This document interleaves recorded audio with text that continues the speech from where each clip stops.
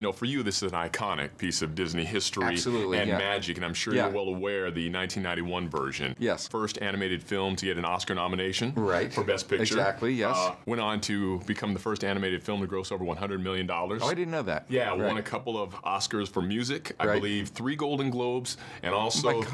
4 Grammys. You've done a lot of research. With that in mind, was this more of an honor, more of a responsibility, or more of a challenge as the guy running the show? Oh my God, all 3 of those things. I have to say honor first. You know, it is one of the Disney crown jewels, and the fact that they trusted me with it really felt like a great privilege. But yes, a responsibility, because I know how much it means to people, because it means that much to me, you know. And at a certain point, you're making hundreds of decisions every day, and you can only really count on yourself, ultimately, to be the judge of what is going to be true to what it was and what's going to betray it, you know? So I do think I always came at that as a fan, first and foremost. And what type of mindset do you put yourself in? Because you sprinkled your own magic through this Sure. too. Yeah, thank you. Yeah. It becomes different because it's now in this new medium, really, live-action movie, you know? So that means human beings. That means Emma Watson is playing a real flesh and blood woman who you have to believe falls in love with this big hunk of fur, you know?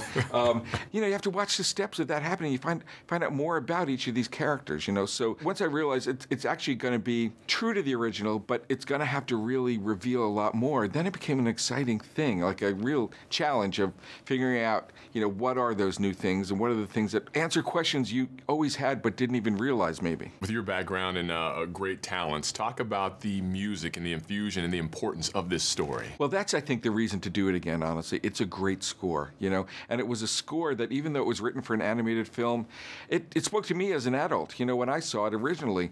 I think it has great, great beauty and depth, So the idea of being able to restage those numbers in a live-action context, I think really kind of completed the journey of this score, frankly. I can tell the joy and excitement that you have in your body about taking this to the world. What's the thing you look forward to the most, releasing this on the world? Oh, you know what? The first night going to a theater, and I want to see Be Our Guest with people because we've been really careful. We haven't exposed a lot of it in our commercials and trailers, So I think that's a question I get most. It's how are you going to do Be Our Guest? So I can't wait to see that with audiences.